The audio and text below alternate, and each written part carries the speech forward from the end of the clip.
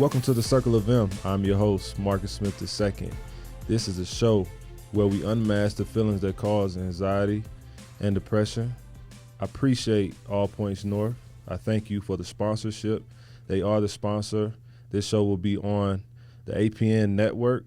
I appreciate everything they have done for us thus far. This has been a dope season. I have a great guest with me today, man. Played in the league as well. I obviously, we've had so many guests who played in the NFL, but these are my NFL brothers. Played tight end, fullback, somebody I probably went up against that I didn't even realize I probably did. But, yeah, man, we have Orson Prince Charles. Did I say that right? Yes, thank you. Man, we have Orson Prince Charles with us in the building, y'all. Come on now. Can we get a clap? Can we get a hand clap of praise? Like, thank you for coming on the show, bro. Thank you for having me. I appreciate you. What's your heart like? Because you asked me that before we got on the show. What's your heart like? So cold. We taking your tidbits, bro. Yeah. So my heart is open.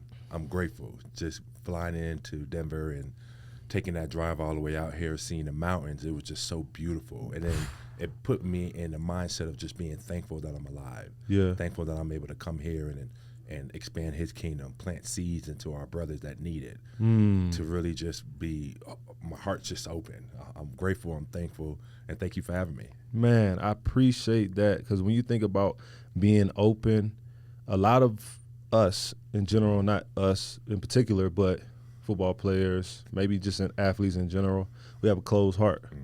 And that's just sometimes from our sport, sometimes from what we dealt with when we were younger. We don't really know how to process those thoughts. But being open allows you to be vulnerable. And this is where we want to be vulnerable. So one of the first icebreaker questions, we don't disclaimer, we don't want the show to be dark. Yeah. We want it to be fun. We want to be open. We want to figure out a way to make mental health cool. That's what Soul Cold always says to me, right? So I'm like, yeah, we got to figure that out.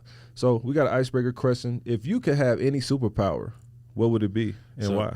So the superpower that I'm working towards, that I'm probably going to throw you off track on this, is to have patience and grace. Ooh, okay. Come on now. Come on. Because we tend to think that, hey, this life is like a microwave generation, like instant gratification, and it's really not. Yeah. And a lot of trials and tribulation that we grow through is our Heavenly Father preparing us for the next thing. And then once we look back at it, it's like, hey, Daddy, I thank you for putting me through that. Or I thank you for not giving me what I thought that I wanted, because it would have led me in a different direction. Wow. So if and this is something I'm working towards, but if I can have any superpower right now, it would be patience and grace. Wow, bro. Come on. I'm thinking, like, when you think about patience, I will say this. My kids have allowed me to be able to develop some type of, I'm not going to say my patience is there, like you said, we working towards. I think that's a great way to put it, because that's just telling the viewers and the audience, like, we still a work in progress. Yep. We're still trying to get to the kingdom, trying to live like how Jesus lived, right? But my kids, man, allow me to be patient, just because you have to understand that they are children. And I was looking at something the other day.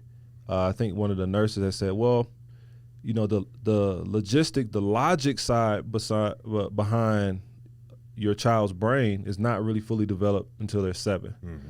So understanding, listening, they're like sponges, but if that coffee is about to fall off of the table, right, they may push it off of the table just to see what'll happen, right? And they may do it again. I mean, you might tell them, like, why would you do that? But they're curious, right?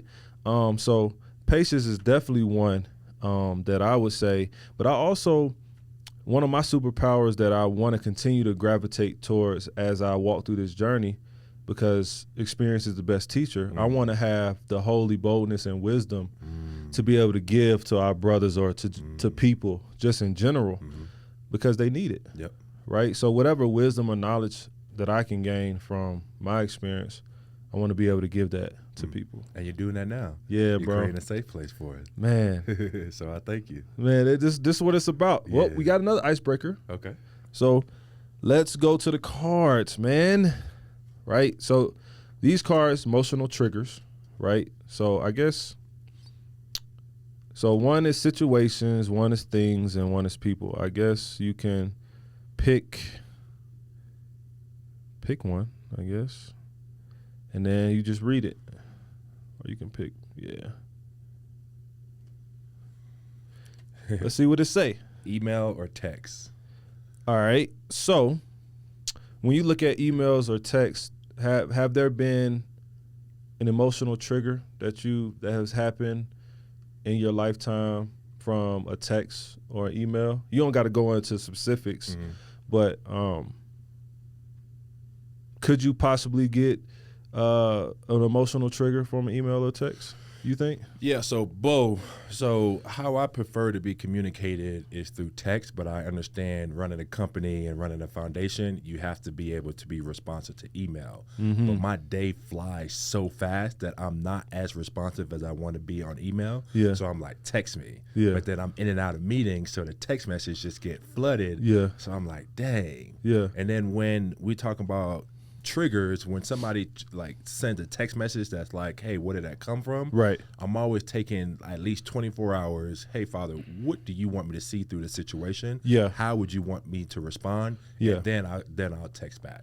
Yeah, I think too, like it's okay not responding right away, right? It's okay to give time, to be able to collect your thoughts, know that, okay, if I go off emotion right now, depending on what the text or the email is, it may not be what Orson or what Marcus, who I am as a person, would want to say, right? And being able to dial that back. I actually learned that in therapy. Like, that's a boundary that you can set for yourself. It's like, you don't have to answer that right now. You don't have to answer that right away. Who said that you had to answer that right now? They sent you an email, right, or a text. So, yeah, man, I agree. I wholeheartedly agree with that. What about, can you talk about a significant challenge you face and how it impacted your mental health? Yeah, so I'll go through a story. So like I told you, I had a run-in with the law 3 times, but on that 3rd time, it was an eye-awakener. Like, it set me all the way back, but then it really allowed me to fully surrender to my Heavenly Father. Yeah. So ended up going home for my grandmother's 70th birthday. One of my guys got a coaching gig, and I was like, hey, I'm not really going out, but I'll come down there and pray for you, give you your stuff. So we go there, and an incident happened where we were going for a parking spot, and I come out the car, and I was like, hey, man, we was waiting for that parking spot. Hey, could you move? So the first car leaves. So then I get back in the car, and we go, and another car comes in, so I do the same thing. I'm like, hey, we were waiting for this parking spot. We're not staying for long. Can we get it? And she was like, no, you good. And I was like, hey, ma'am, I'm great, but this is still our parking spot. So she starts going out the mouth, and mind you, it's like 12 o'clock at Ybor City in Tampa, Florida. So the lady and the passenger kind of reached down, and by that time, I'm like, okay, what's going on? So I had my gun on me. I had my permit. So I pulled it out, and I put it on my hip. And I was like, hey, be careful with your next move. I have one in the head. Yeah. Just let her know, like, hey, I'm really diffusing this, but I'm prepared. Yeah. And she comes up, and she has a badge, and she was like, hey, you just pulled a gun on an off-duty cop. So I just froze. Yeah. And she was like, hey, don't worry, we got something for you. So she drives off, and we get in the parking spot. I tell my guys, and I'm telling my boys, and I'm like, hey, I'm really not trying to stay long. Yeah. This what happened. I need to get back to the house so I can go back home. Yeah. So we go down. I'm meeting the guy. He tells us where we are. And Marcus, when I tell you, when I get down to a 4-way intersector, cop here, cops here, cops here, cops here, and pointing a gun at me. I raised my hand, and I was like, Father, get me out of this. I fully surrender, and I'll submit to you. Yeah. And that was the moment when I was like, no, it couldn't end like this. Yeah. I don't have any kids. I was product of a single mom. I want to be a father. I have all these things that I want to do for the single mothers. I have all these things that I want to do for my boys. No, get me out of this. Get me out of this. Yeah. So when that happened, he ended up getting arrested, getting a lawyer, and they charged me for domestic violence for aggravated assault, carrying without my permit. I did not know my permit expired in Florida. Then they had a carrying. That's when I was smoking. I don't smoke anymore. So I had 2.2 Same grams. Same here. No worries. So 2.2 grams, and then they charged me with entry with it because I forgot it was in my sock. Yeah. So we have all these charges. I talked to my attorney, and he was like, "Hey, it's gonna be a battle.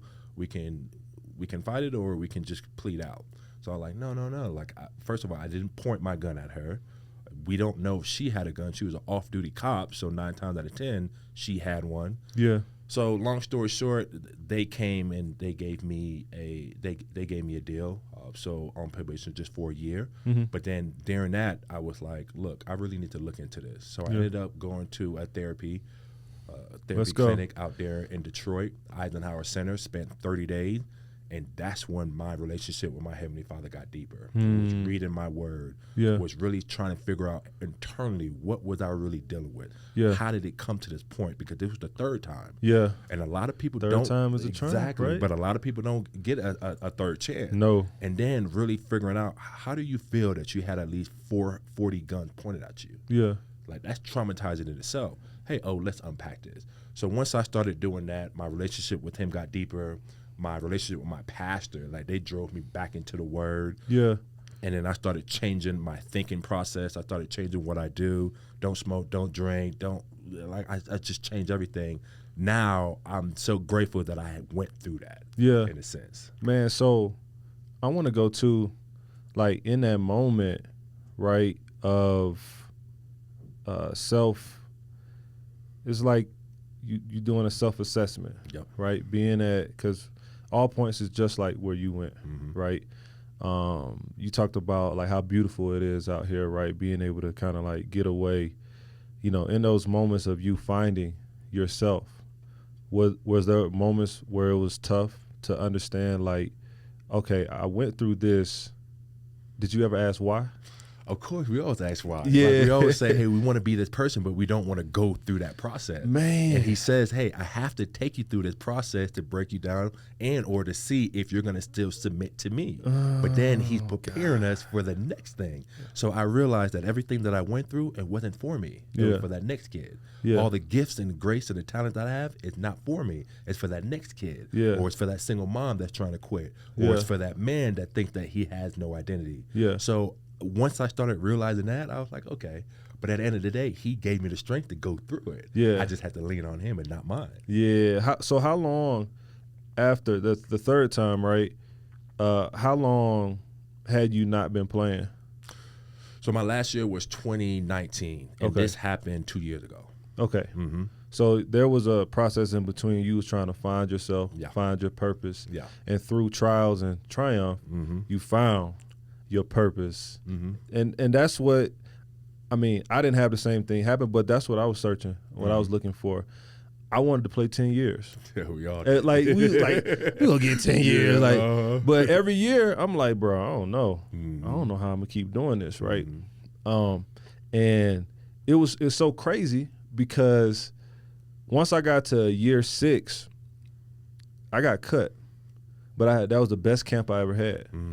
I got hurt. I want to say I felt the best I ever felt, and I want to say my hamstring tore or whatever. But I was playing on a torn hamstring, right? And then I got cut, but it was the best camp I ever had. I remember grading out like at a 94 at the end of camp, and I didn't get picked up or nothing. So even then, I was asking God, like, because I had walked away from the game. I had a suicide attempt. I talked about that.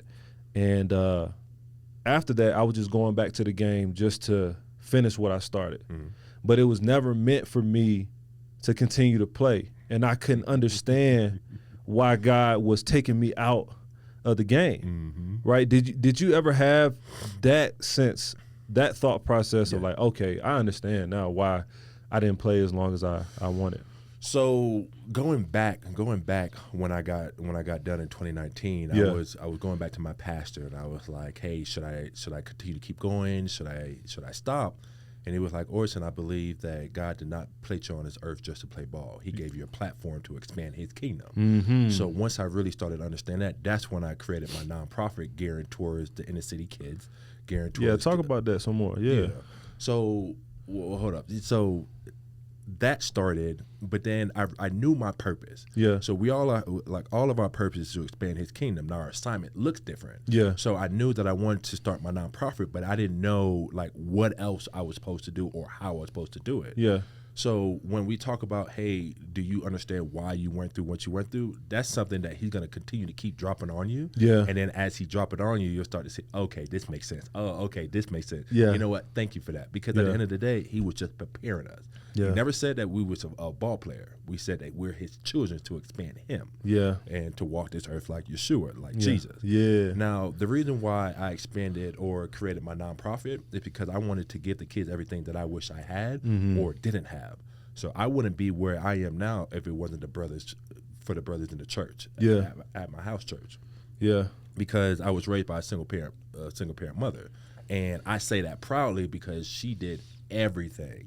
But at the end of the day, you look around and you still want your dad. Yeah. Like I go to these practices and I see all the kids have their dad, and I'm like, hey, where's my father? Not knowing that anger started to build in me because I didn't have that. Yeah. So I created a nonprofit so I can gear towards the single mom to let them know that you're enough, you can do it. It's not your fault. Yeah. The kids to make sure that they feel seen, heard, reaffirmed, give them that identity that Christ gave them, not social media, and build that relationship with them. And then for the men, it's like, hey, we have a responsibility. Yeah. Let's create a safe place like what you're doing. That's why I was so grateful to come here. Let's create a safe place like what you're doing and let you understand that you're not alone. Yeah. We can all go through this together. Man. So that was the main reason why I created my nonprofit. And it's such a beautiful thing. You speaking wisdom, bro. you speaking wisdom. Like when you talk about because you talk about your faith heavy, I talk about my faith heavy, and I just believe that that's one missing piece. Right? There's a hole in people's hearts. And I think, God is the missing piece. What was your relationship like growing up with the Heavenly Father? So obviously we don't know our relationship until we kind of get of age. So right. I was raised in a church. I had my Bishop Aubrey Shines that kind of raised me, my mentor, Dr. Alicare Rogers. Met him when I was 12. And that moment where, our pastor said, hey, do you want to have a relationship? I stood up, and he kind of took me under his wing from there. Yeah. Yet we know that, but do we really follow it? Because if we really follow it, then we know that, hey, we got to get his instructions in the Bible, the biblical instruction before leaving earth. Yeah. And once we follow that, then we understand that, hey, everything that we need, everything is in there. So I think that as I was growing up, I knew that I was different. Everybody told me I was different, but I always wanted to fit in. Yeah. And he never created us to fit in. Yeah. Because I just wanted to just be around some people, and it was like, no. So I was kind of like that too. Yeah. So even growing up, I'd never seen my mom smoke, never seen her, drink, never seen her curse. So I didn't do any of that until I kind of got into the league. Yeah. And then a lot of the guys would kind of come to me with like, hey, can you pray for me in college? Or, hey, I was the DD. Yeah. So for me to get away from that, it was just the enemy attacking because he knew the grace. He knew what was on my life. Yeah, getting away from who you were. Yeah. And sometimes that happens. Like even when because I went first round. Right, but congrats. Thank you. But before that, my routine was, going to chapel, praying, talking with my chaplain, really seeking God. But once I got to the league, I kind of got away from that, and then I felt a void. I felt what is going on? But then also, when you look at anxiety, depression, some of the stuff that I was facing, even when I was in the league. I wasn't running to anybody. I was running to trying to figure out and solve stuff on my own, which I had, there were people there. God was always there. He never took his hand off of me, at all. Right? Which is an amazing thing. And that's what I want to lead into next. It's like, how do we intertwine faith and mental health, right? Because I always tell people, you can have both, right? Yeah. Sometimes God sends people in your life who can help you sift through some of the pain that you're going through. So what is it like having faith and being an advocate for mental health as well? So I think that we got to define faith because everybody's faith is different and everybody serve a different God. So when people say, hey, God, I'm like, hey, what God are you serving? Yeah. because I serve my Heavenly Father, Yeshua, Jesus Christ. Right. But then faith to me is more so of having a relationship with Him. Right. So the reason why we had that void is because we stopped talking to Him. The reason why we had that void is because we stopped being a perpetual student. A student is ever learning. Yeah. And then really understanding, hey, why are you really putting a student? But at the end of the day, let's take our perspective out. Yeah. What do you want me to see? Yeah. What's coming out my mouth? Because we understand that life and death comes out of the power of a tongue, and what you think is who you are. But you need to go back to who He say that you are, not other people on social media. So I believe all that coexists. And mental health is look, you're going in a room and you're talking to somebody. Yeah. How's that any different than you in prayer? Come on. So I think that we got to stop making it different and understand that it's the same thing. That's real. Yeah. That's a real statement. Yeah. I appreciate you sharing that, because that's what it is. Mm-hmm. You don't have to separate it. Mm-mm. You know, even in a church, it's starting to become more and more. You hear pastors even say now, like, faith without works is dead, right? So you do still have to do the work. So even as you're praying, even as you're talking to the Heavenly Father and creating that relationship with Him, that doesn't mean that, hey, I don't go to my therapist or continue to talk to her or him, right? And that's you know, for me, that's what I believe.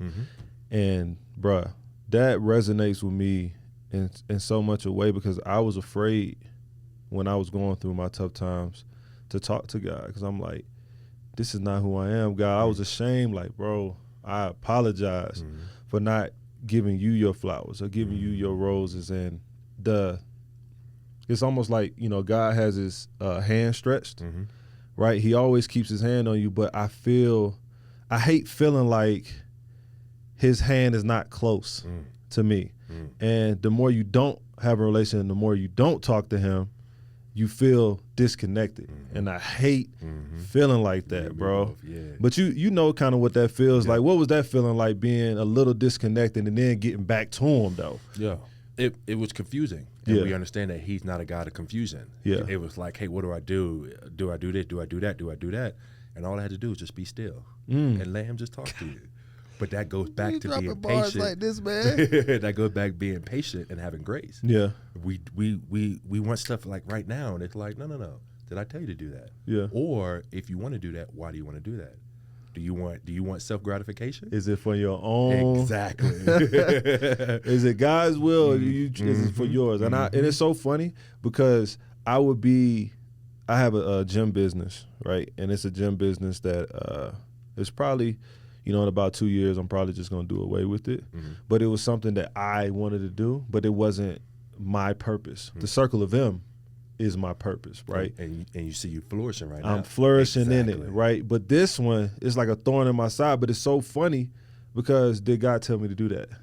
Right? Is that something that He wanted? He'll provide the way for you, but then He gonna also show you, like, that ain't for you. You know what I mean? Yep. So yeah, let's go back to the cards. Let's get this conversation going. We're gonna go back to emotional triggers. And you asked about a question as far as faith and mental health. And one thing that I do is I journal. I journal every night. But then how is that any different than the authors of the Bible? No different, bro. Exactly. Yeah. So we're doing the same thing that they did. So we can't make them separate. We got to do it together. It's all together. Society says that it's separate. No. So when I'm journaling about my day, but it's as if I'm telling a story to my kids. How freeing is that for you? Very freeing. It's therapeutic to me. Yeah. Like I'm letting all this go. Everything that the day had, I'm letting it all go. So when tomorrow goes, hey, my cup is full. Like I'm ready to go. I'm ready to attack it. All your thoughts on paper. Yeah. That's and a lot of the stuff. Like I have different journals. I'm actually creating a journal book right now for just my thoughts, you know. But I'm allowing other people to put their thoughts on another piece of on the other side of the journal. But it's just your thoughts, how you feel, however it comes out. You know, no strings attached. Like just being who you are. Yeah. And I love that, bro. And it's freeing. Let me know when you get that out, because I think that this is very important. Yeah, bro. To get guys to understand that, hey, you can cry. Hey, you can write. hey, you can lean on somebody else's shoulders. And that's one thing that I love what you're doing, because it's not talked enough. Yeah. At a younger age, they say, hey, when you fall, hey, get up, you're okay. No. Let's talk about it. Yeah. Like, let's really talk about it. And that's what I do with my camp. Like, right when the kids come in, I give them a journal. And all I want you to do is tell me how you feel. Yeah. I don't know what happened. I don't know if you ever been asked that question. So give me 3 lines how you felt. And I go back to when I was asked that question when my mom took me to therapy, and I hated it. Like, disliked it, but I was so angry. Yeah. It's like I had these emotions. I didn't know how to express it, but then I realized I was so mad because my dad wasn't there. Yeah. So what they say, hey, if you're angry, take it out on the field. And that's what I did, not knowing when ball was done and you get into these troubles, you got to go back to, hey, how are you? How is your heart? Yeah. So that's why I asked you that question, and that's why I asked these kids these questions, because nobody's asking kids, how are you? And it makes them process and think like, Exactly. Yeah, because they can't. When you ask me how's my heart, I can't be like. I mean, you could say your heart is good, but you don't feel like you can. I have to elaborate. Exactly. So I have to go deeper, and I love that. And I'm forcing you to talk. Yeah. We don't talk anymore, so Yeah. I'm forcing you to talk. Yeah, nah, I like that. Yeah, nah, that feels good though. It feels good. So you wanna let's pick one more. Okay. And I don't know, yeah, just pick one, I guess. Have a little conversation. Unfair or unjust treatment. Ooh. Well, you kind of spoke on, if you kind of look at your situation in the way you described it, let's let unjust treatment, right? You're just, if you want to call it fight or flight, or you just being on guard just in case something is happening, something's going down. Like, that's just our nature as a man, right? Playing a sport, like that's. So, I mean, how do you feel about this part? The unjust. So I changed my perspective on how I look at it. Yeah.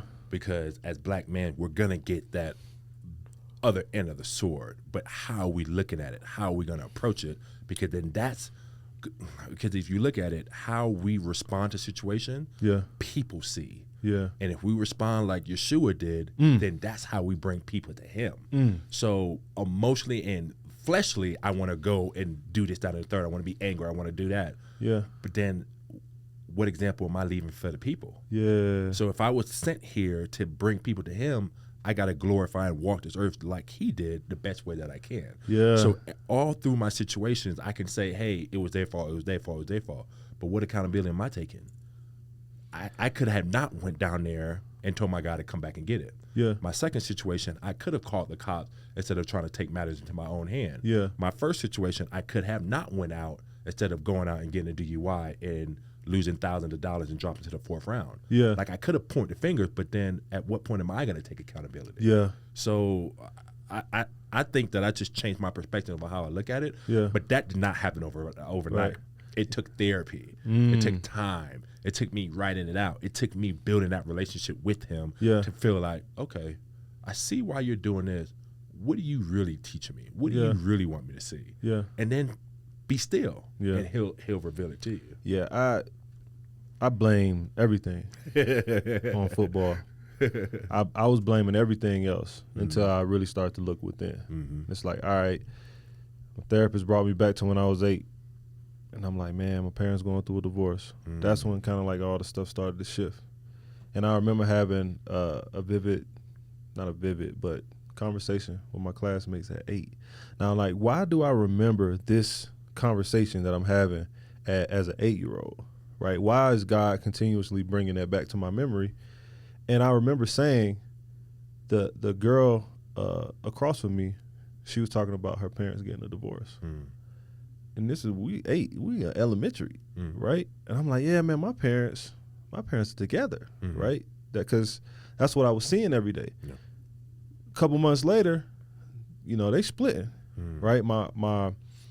It was such a toxic environment that they kind of hid away from us. It started to come out in the open, and me and my sister didn't really understand how to deal with that, right? And so when my mother took us, we left, right? We got another home or whatever. That stuck with me, and that's what created my anxiety. And that anxiety turned into depression later. And then now I'm sitting in the therapy room blaming everything else.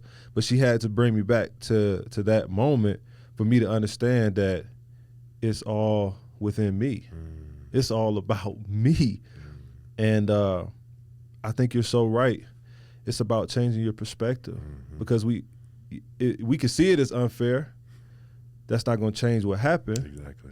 So we got to continue to go within. So is there any like tools through therapy or through your journey with God leading you? Is there any tools that you would want to give the audience that you've learned that kind of helps you? Yeah, so read this book called The 5 a.m. Club, and I call it the Daily Private Victory. And what they do is, hey, work out, do this, that, and the third. And I switch it up. So I wake up at 5 o'clock and I immediately go into prayer.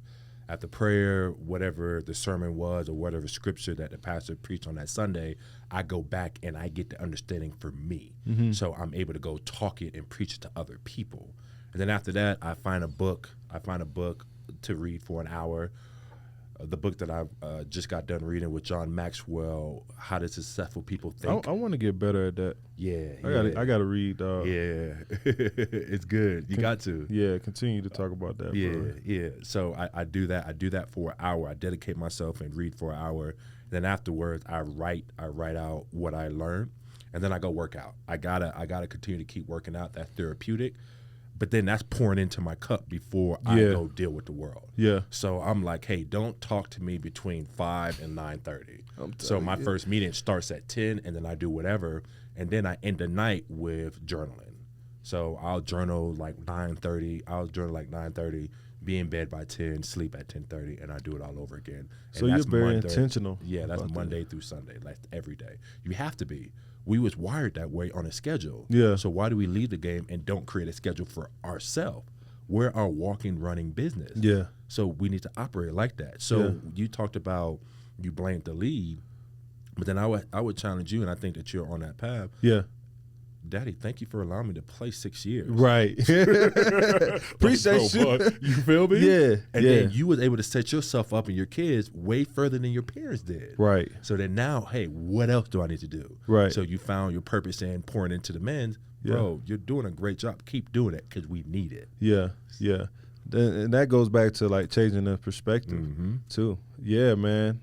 I promise you, we're gonna continue to fight this fight and continue to do that. And I think it's truly very, very important that we keep talking about this, having the conversation, people understanding whether you're a believer or not, right? I always tell people I try to do what Jesus did, meet people where they are, right? Never important. Force anything on anybody, right?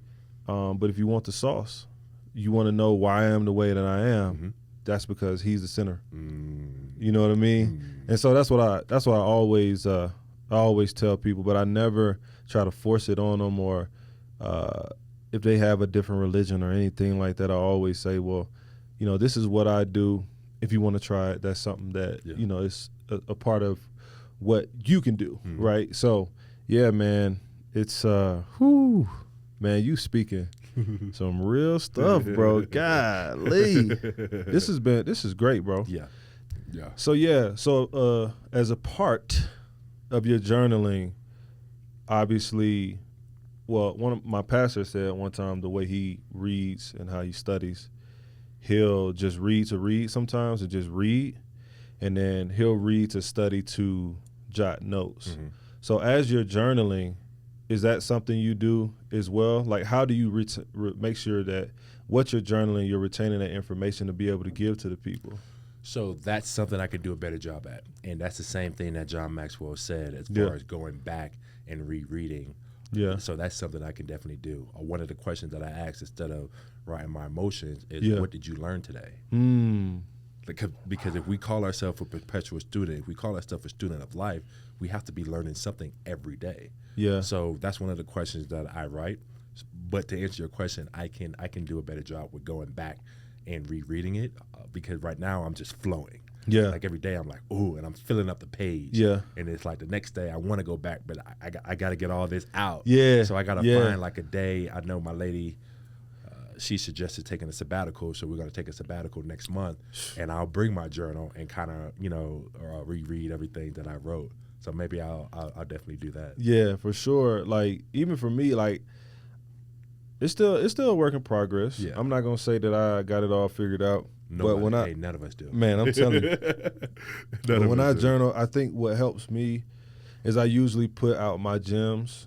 Like, I'll write it, and I'll say it, and I'll put it out. So that's kind of like a way of me releasing what I felt like the Holy Spirit is leading me to release. But I do want to do a better job of just going back to it, reading it, and really, because every time you can read the same scripture, and it could mean something different every time, and it can hit different every time. And that could be the same for something that you have written, something you have really took time to digest and put your thoughts on paper. So if you go back to it, you may get something else from it. You know what I mean? Yep. So yeah. Wow. Journaling. Y'all hear that? Very important. Come on now. Journaling, my people. So we got another segment. Okay. This is the last segment though. I'm here. You know what I'm saying? So we do mental health news. So today, the mental health news, I'm going back to kind of like 2019. So one of the statistics in 2019 was a study. It was about 35% of elite athletes have mental health concerns, right? We also know that that's probably even higher now after 2020. But just that in general, athletes having mental health concerns, how do you feel about where it's heading? Do you feel like we're in the right place? Do you feel like we have some ways to go? Or do you feel like we're kind of like in the right posture? You know what I mean? With mental health in itself. I always believe that we have ways to go. Yeah. But then I'll have to break down, and when you give that statistic, I have to ask, anxiety is just not knowing what the future, depression is just thinking in the past. Yeah. But then I got to ask my guys, hey, why are those things coming? Are you comparing yourself? He never told us to compare ourselves, and Marcus got to be Marcus, Orson got to be Orson. Yeah. So if you go compare yourself, you're stepping out of the alignment that he already put you on this earth to do. Yeah. We need a Marcus to go do what you're doing. Yeah. We need everybody else to go focus on what they're doing. Yeah. So that's why, and we talked about fasting earlier, that's why I fast frequently. Yeah. Hey, I'm not just fasting from food so I can get my spirit man stronger and get my relationship stronger with him. I'm signing off of social media. Yeah. Like, I'm signing off on all of that and having that relationship with him. And hey, what do you want me to do? And I believe that a lot of people, that's what we need to do. Like, so it was 35% in 2019. It's only going higher because why? Now you get the NIL deal. Now guys are getting paid younger. Yeah. But we haven't hit that. We haven't hit that root. Yeah. And then a lot of these young guys are dealing with past traumas that they don't know how to deal with, or they're not talking to anybody. Yeah. But they're thinking, hey, I get this $1 million contract from NIL, I'm good. And I'm letting you know, no.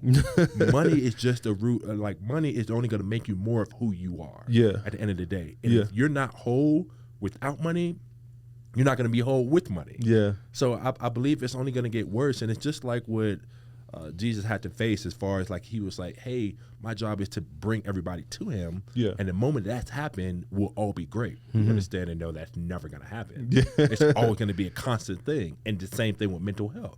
It's always going to be a constant thing. So you doing what you're doing is very important. Getting it into the locker room, getting it to our boys, because we really need it. And it's only, I dislike saying this, but it's only going to get worse because it's a taboo. Mm-hmm. Like, nobody wants to talk about their feelings, and I view that as strong. Yeah. Like, you saying that you had a suicide attempt, I was like, oh, you're here? Yeah. Oh, you're tough. You're strong. Yeah. That's what I view strong. Yeah. But these young boys out here, they don't view that way. And it's sad to say. I love what you said. You talked about fasting first. Yeah. Like, fasting doesn't have to be just food. Mm-hmm. He talk about fasting from social media. How often are you scrolling? and seeing, because we know that social media, the algorithm, it points out, or if you go to the explore page, it's what your desire is. It's what in your respective space, it's what you're going to see, right? So if you are an engineer, you're going to see engineer stuff. If you're an entrepreneur, you're going to see entrepreneurial stuff. And then over time, as time goes, as you click on different stuff, they're going to create, okay, this is what you watch mostly of, and they put it together, and that's all you're going to see. So you could be a speaker, you could be somebody in the mental health space wanting to be, I don't know how I want to use the word, wanting to be where someone else is, right? And not really look at like, oh, okay, you can become jealous of that, or you can become envy of that, rather than looking at it like, you know what, like I appreciate seeing this. I have some ways to go, but at the same time, like it's giving me confidence to grow, right? But if you're not rooted with the Holy Spirit, you're going to look at it totally different. Why is this person getting this? Why is this? And then that comes back to compare. And how can we all have different lives? How can we continue to compare? So, yeah, man, social media, I had to take a break. Because I find myself scrolling, and I'm like, why am I scrolling? My eyes feel stuck to the screen sometimes. You be like, I feel brainwashed. You know what I mean? I know people talk about that all the time. But it's two things. So one, he never put us kingdom builders. We're kingdom men. We're not here to compete with each other. We got to break that stigma from the league. So then we have to understand that we're not in comparison. And then two, it's time wasted in you on social media. Hey, Marcus, you're supposed to be interviewing somebody. Hey, you're supposed to be working out. Hey, you're supposed to be there with your kids. But yet we're on social media just strolling, looking at false lives. People's not really going to put their lives on there. So the only reason why not the real stuff. No. Because it doesn't sell. It doesn't get likes. So then now when we put stuff on it, we may feel good about doing this, but it don't get enough likes, so we demonize it. It's like, no. Keep doing that. So fasting from social media it's a must. It's a must. You hear that too? You know, I ain't saying we're giving advice, but I mean, you could take it from us. I think it's definitely a process, but it's something to work on and try. I feel like you would feel a lot better. Sometimes I have to take, my Instagram, Facebook, LinkedIn, I have to take that off of my phone apps. So, because normally when you get up in the morning, you may have a routine of you going to social media. I know I have a bad habit of that. Instead, like, I don't have it on there. Maybe I go to my Bible. Maybe I get on my knees, right? Really fulfilling that part. Or maybe, hey, therapist, can we meet at 8 a.m. Instead of in the middle of the day, or really start your day off like that, and replace what that void or what is not serving you, if you will. Yeah, man. So you talked a little bit about the NIL summit. You was there. Great job, by the way. You man, appreciate that, bro. You owned the room. But we should be doing stuff like that together, bro. At the end of the day, because it's going to take not just us, but it's going to take all of us. But you were there, and some of these, I'm gonna post one of the guys today. He posted a testimony. I asked him. I went on Instagram and asked him if I could post one of his testimonies, and you heard the testimonies. But the way NIL is going, you think about contracts, you think about the money, you think about what is actually happening, right?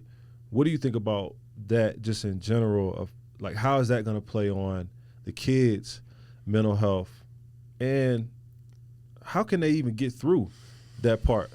You know what I mean? So I'm thinking about when we was in college and this would have came out. You feel me?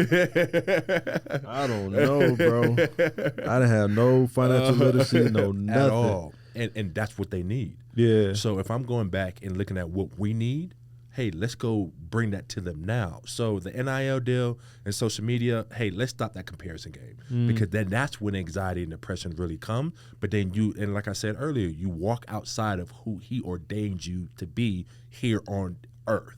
Yeah. So once you start to separate yourself from social media, once you start to know who you are, hey, if you're getting a contract to do this on social media, hey, post that and get off. Yeah. Like, let you control social media. Don't let it control you. And then if we're understanding that you're getting more money than anybody else, do you know about debt? There's good debt and bad debt. Do you have an LLC? Do you have a trust? Do you have a life insurance policy? And Exactly. And if you don't have that, go get educated. Yeah. And then while you're doing that, go serve. Yeah. So there's so much things that you can do without just scrolling on social media. Yeah. Because at the end of the day, you're comparing. You're stepping outside who he ordained you to be. Yeah. But then you're stopped being a student. Yeah. And I believe that that's one of the biggest ways for us to get out of alignment with who he called us to do. Yeah. Be. Yeah. Because guys, when you look at it, sometimes I have an intern. Mm-hmm. He's in college. And dope. I would like to say that he is more disciplined and more aware than I am. And I kind of look up to him in some ways because he runs my pages for me. Yeah. Right? Because posts, however it reaches the people, you want it to reach people. Mm-hmm. But I'm not looking at how it reaches people. I'm not looking at the numbers. Because they're telling you when you get these NIL deals sometimes, and when you're putting this stuff out there and it's for social media, they're telling you, hey, you need to have this many numbers. You need to have this many likes or whatever it may be so you can get paid in this way. Like if you get 500 views or 500,000 views, you could get paid this much. And that is, like you said, that's bringing more anxiety, more like if you can't do that, then it becomes about that. Then it becomes about the money. And like you said before, the love of money is the root of all evil, right? Because God never said money itself, because you need money to be able to live in the way that but you got to understand that it shouldn't control your life. And that's where it's going. So collegiate athletes, students, NIL, man, you talked about the trust. Mm-hmm. Like, if you don't know about the trust, wills, LLCs, having your own business and really being able to run it, because I just got a trust. Good job. You know what I'm saying, bro? I just started this process. I just learned about this. Mm-hmm. So you're giving great game and great tidbits. Was there a process for you?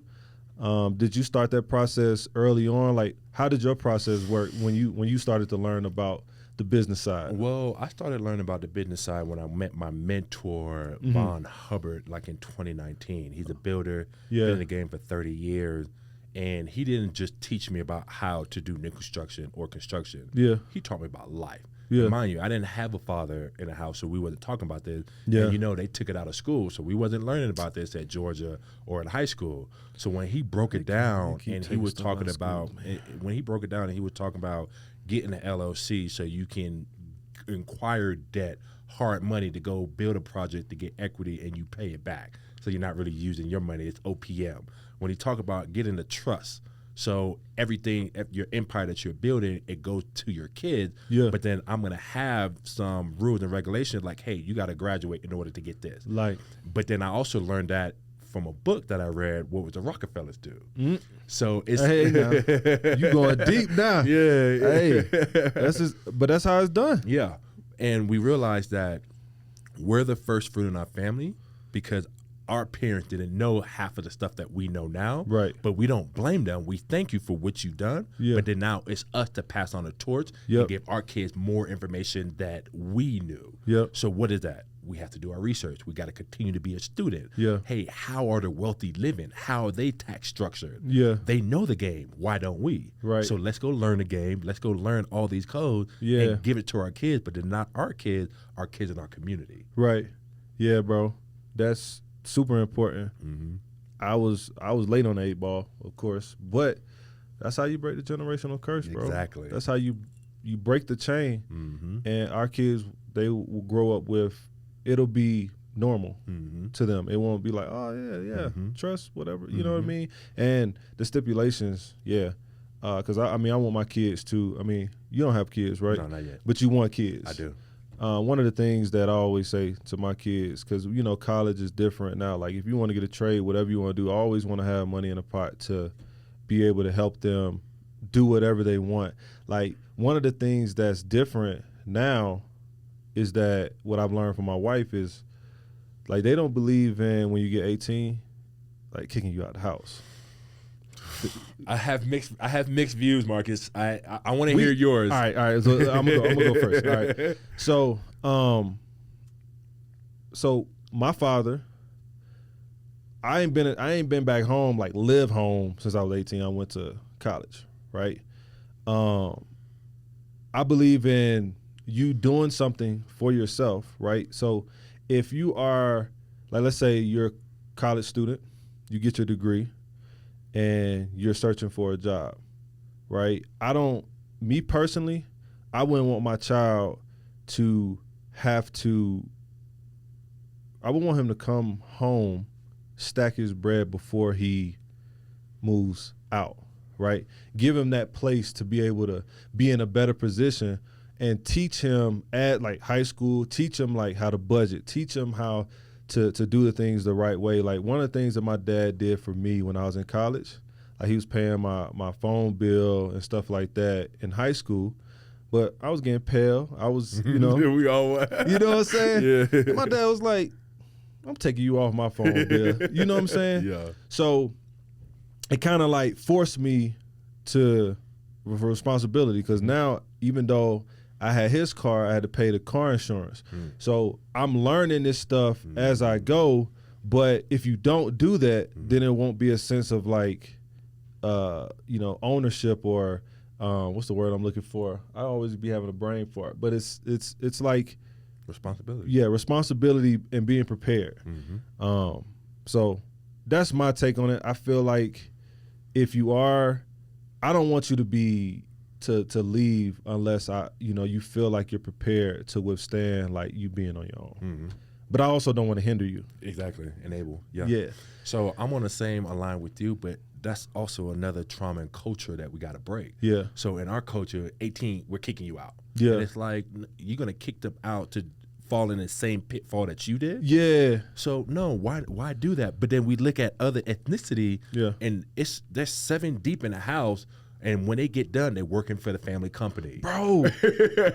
they have no debt, bro. So they're able to go travel and do all this, that, and the third, and we're looking like, bro, how are they able to do that? Well, they stopped listening to other broke people say that you got to kick your kids out. No, like we got to keep our kids in, because at the end of the day, and my mentor always says it, he had 13 kids. He had 13 kids? He had his 13th a couple of months ago. And he said, I'm hey. just trying to get to 3. Yeah. He said, kids are asset if you train them that way. If you keep them in the house, you teach them. Now, we're not saying enable, so we would have already did our responsibility. Hey, you have this part of the house. Yeah. Hey, you control this. I'm going to sit you down. This is the bills. Yeah. This is what you got to pay. You got to. We're training you, but then at the end of the day, you're going to do something that benefits the company. Yeah. At the end of the day. Yeah. And then once you're at a place where you can go get your own apartment, not rent, but buy, we're good. Yeah. Then you can get out the house. Yeah. But as far as just kicking them out in our 18, culture, bro. Yeah. Get them at 18, they're still trying to figure out life. As we're still trying to figure it out. They not even, I mean, you try to say you're adult. You ain't. At all. You're not. You ain't an adult. So I definitely, even when you're looking at that, I definitely don't believe in that now. Even my wife, she has a Muslim friend. Her name is Safira. Hi, Safira. But that's what they believe in, right? They're all doing great, right? They all have a sense of responsibility, and they were in the house until they was able to they got husbands and they're able to leave, right? But it was never a time where no, you can't be here or you don't need to be here, right? And I don't never want my kids to feel like that, but also it's a fine line, like you said. Like, what are you teaching them in that time of them processing and learning how to be a what they say, a grown up. Yeah. Right? I think Soul said something yesterday. I think we was talking about taxes or something that Tammy, she said she had to pay us on. He was like, yeah, grown up shit, like grown up stuff. Like, yeah, it's tough. Yeah. So my last question, bro. This has been an amazing conversation, Thank bro. Thank you. I've been enjoying myself. Man, oh my gosh, bro. Appreciate you. My last question for you. What changes have you seen in yourself? Good or bad? Everything. Since you started this journey. Everything. And the reason why it changed and the reason why you're changed is because we have the Holy Spirit in us. So we can't go do what we used to do, because before we was empty. Now He lives in us. We do things differently, and we have the fruits of His Spirit. So we don't have to go smoke or drink to feel fulfillment. He already resides in us. So everything changed. The people I hang out with, what I do. I don't go to the club. I have no business going there. Me either. Business changed. Yeah. My relationship changed. Yeah. So everything changed for the better, and I feel peace. Yeah. Like I'm at peace with everything. You should be. Yeah. That's how I am. That's how I am. And if we're gonna leave off with anything, if there was one thing that you could tell your younger self, what would you say? Oh, that's a great question. I did that at one of my events, actually a speaking event. If I could tell myself one thing, my younger self, and it's multiple things, but one thing, it's not your fault. Because not having my dad there, I thought it was my fault. Me going into Lee, I was like, oh, he's gonna come. He didn't come. I thought it was my fault. Yeah. My mom breaking down, I'm hearing her cry, and she's working double shifts to put food on the table. I thought it was my fault. Yeah. And it wasn't. Bro, let's go. Let's go. If you have anything, like one of the things that I would say is to my younger self would be vulnerability is my strength, not my weakness. So there's a lot of times where I would be scared to speak and not say how I was feeling. I would be scared of somebody calling me out of my name, or just the sport that we played, right? Having that suicide ideation and going down that rabbit hole, like I would have spoke sooner. So I would tell if I'm talking to myself right now, like, hey, young Marcus, vulnerability is your strength, not your weakness. You know what I'm saying? Yeah. Trying to do my soul code voice. You know what I mean? But no, this has been amazing. I appreciate you coming. No, thank you. Thank you I for having me. appreciate you coming. Let's plug all of your Instagram, Twitter, like your businesses. Please, man. Yeah. Tell them what you're doing. Yeah, so I'll go from the beginning. Orson Prince Charles. I'm from Tampa, Florida. I'm a product of a single mom. My mom's side is from Dominica. My dad is Nigerian, and I found that out doing an ancestry test a couple of years ago. So then now next year I'm going to go to Nigeria and really dive into what tribe I belong. So they say Delta is between Yoruba and Igbo. So I'm excited to go down that because I want to have that information so I can give to my kids. I have my construction company called Tribe of Reuben, where we do fix and flip. I have a team to do fix and flip. We do subdivision and custom homes. Yeah. So one thing that I'm building is a construction company for us, by us. So I'm partnering up with Soul. He's going to bring an element to it. I got a couple of guys, Dominique, Asher Allen, Brandon Borkin, Marlon Brown, Isaiah Crowell. Like, I got a couple of athletes. Yeah. Me and Isaiah from Columbus. Okay. Yeah. So we actually doing a deal right now where I'm gonna teach them and help them build their first new construction. Yeah. And then I sit on a board with Asher Allen called Rare Athletes in Real Estate, where it's an 8-week program where they're gonna teach us triple net lease, cap rate, where they're gonna teach us commercial, like big development, and then we're going to do syndicated deals. Then they're going to bring deals to the table, and then we're going to figure out if we want to do it, but we all put our money in. Yeah. So don't give me your money. Let us all do it together. Yeah. So that's what we're doing on the construction side called Tribe of Reuben, and I want to just help my guys at the end of the day. We actually just closed on 6.5 acres on the south side where we'll build 7 estate homes with a doctor out there in Florida. Yeah. And things like that, I get so excited because I know that, hey, my boys, we can do the same thing. Yeah. So instead of the D.R. Hortons, instead of all these other investment firms coming together, y'all, hey, let us come together. We have the resources. Yeah. People want to lend us money just based off of what we did. Yeah. So let's utilize that and do that. Yeah. So a project that we're going to do is a subdivision for 7 homes. and then we're gonna acquire 16 acres. I go look at it next week, and then I'm gonna just bring my boys in. Because my goal, what I'm gonna do is I'm gonna build a subdivision for single parent mothers and teachers, so they have that community. Because I believe that yes, it takes a village to raise a child, but it takes a community to keep that village thriving. So that come on now, that's what I'm gonna do, and then I'm gonna build an academy for the kids. The hours is gonna be Christian based, but the hours gonna be 8:30 to 5:30, and we're gonna teach them financial literacy. We're gonna bring the Bible back into it. We're gonna teach them trade. I partner up with a lady that teach them cybersecurity. So this is something I'm building on. Yeah, exactly. That's a new wave. Exactly. Cybersecurity. My mom's in IT. I mean, like, you need that. And then teach them trading. Yeah. So trades as far as construction trade. Yeah. Or teach them trading. I'm partnering up with a bishop where I'm meeting her in 2 weeks in Lauderdale, and she wants to sponsor it. Like they just rang the bell at Exchange, and she was like, "Hey, Orson, I believe in what you're doing. Hey, let's do it." So this academy I'm building on the South Side, it's gonna be dope. I'm very excited about it because in the North, in Atlanta, they have everything. Yeah. They build it, but nobody pouring Not into in our the South. kids. Nope. Exactly. Nope. So we're doing that, and then my nonprofit, I'm gearing towards the kids, make sure they feel seen, heard, reaffirmed, get an identity that Christ gave them, and build a relationship with them.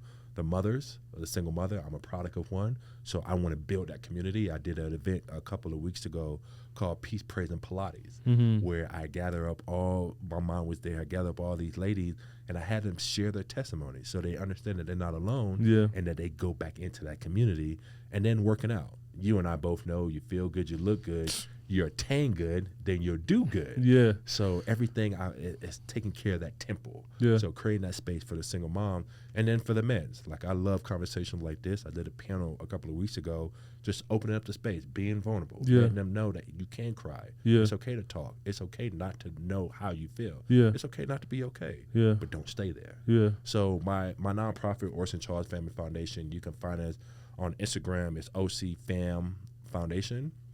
And then my website is www.orsoncharles.com.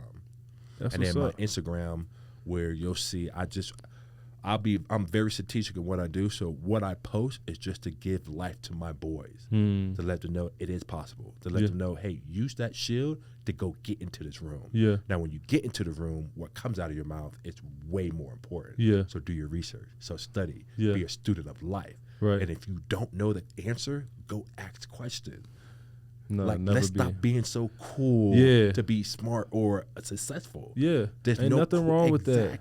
Exactly. That's the question. So my Instagram is O__Charles, and you'll see it. And yeah, that's all about me. That's what's up, bro. Y'all heard it here first.